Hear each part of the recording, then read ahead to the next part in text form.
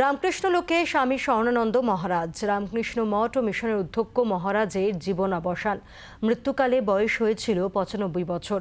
পুরো বিষয়ে জানবো, টেলিফোনে রয়েছেন প্রতিনিধি কমলাক্ষ ভট্টাচার্য। কমলাক্ষ, বেশ কয়েকদিন অনেকটা সময় ধরে তিনি হাসপাতালে ভর্তি ছিলেন, চিকিৎসা চলছিল তার। হাসপাতাল সূত্রে কি বলা হচ্ছে? দেখো, বার্ধক্যজনিত কারণ এবং বার্ধক্যজনিত অসুস্থতায় কিন্তু স্বামী স্বর্ণানন্দ মহারাজ তিনি চিকিৎসাধীন হয়েছিলেন গত ২৭শে জানুয়ারি প্রাথমিকভাবে মনে করা হয়েছিল যে চিকিৎসকরা মেডিকেল বোর্ড তৈরি করেছিলেন শিশু মঙ্গল হাসপাতালে এবং অনেকটা স্টেবল কন্ডিশনেও এসেছিলেন, কিন্তু শেষ পর্যন্ত তাকে ভেন্টিলেশনে দিতে হয়। বেশ কিছুদিন ধরেই কিন্তু অধ্যক্ষ মহারাজকে ভেন্টিলেশনে রাখতে হয়।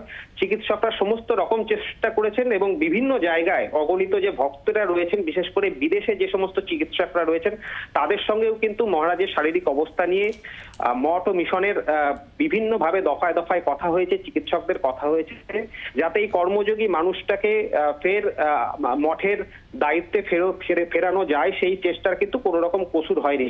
কিন্তু ৯৫ বছর বয়সী মহারাজের একদিকে স্নায়ুজনিত সমস্যা, অন্যদিকে বার্ধক্যজনিত জটিল সমস্যার মধ্যে তিনি ছিলেন।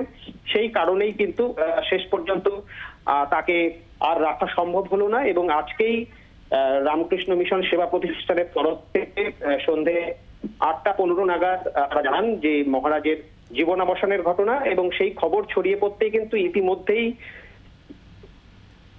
পাশাপাশি বিভিন্ন জায়গা থেকে সাধু সন্ন্যাসী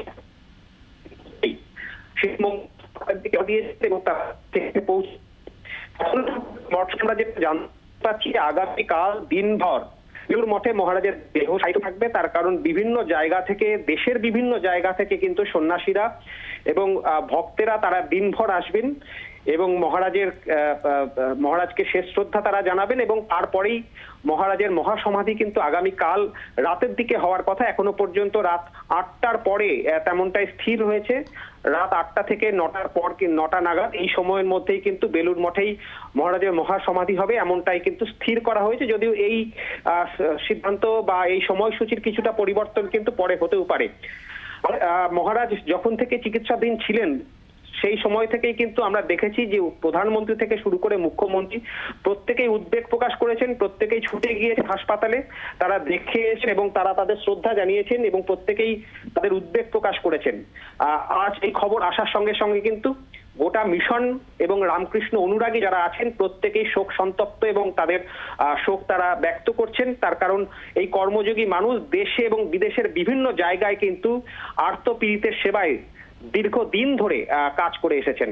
পায়েল, কমলাক্ষ, ঠিক এই জায়গা থেকে ষোড়শ অধ্যক্ষ হিসাবে তিনি দায়িত্ব পালন করেন। ঠিক ২০১৭-র ১৭ই জুলাই তিনি রামকৃষ্ণ মঠ ও মিশনের অধ্যক্ষের দায়িত্বে তিনি আসেন এবং তারপর থেকে তার এই যাত্রা। এবং তুমিও যেমনটা বলছিলে যে মাঝখানে এর আগে ২০২২-এও তিনি অসুস্থ হয়ে পড়েছিলেন এবং তখন একটি বেসরকারি হাসপাতালে তার চিকিৎসাও চলছিল। তারপরে এই পর্বে যখন তিনি অসুস্থ হন, শিশু মঙ্গলে তাকে ভর্তি করানো হয়। আমরা দেখি যে প্রধানমন্ত্রী তিনি রাজ্যে এসে তিনি সোজা ছুটে যান তাকে দেখতে। একেবারেই পায়েল, ৭ বছর ধরে অধ্যক্ষ মহারাজের দায়িত্ব সামলেছেন এই কর্মযোগী মানুষটি। তার আগে দীর্ঘকাল ধরে আজীবন কিন্তু রামকৃষ্ণ অনুরাগী হিসেবে বিভিন্ন জায়গায় কিন্তু সেবামূলক কাজের সঙ্গে তিনি যুক্ত ছিলেন এবং সুবক্তা হিসেবেও পরিচিত ছিলেন।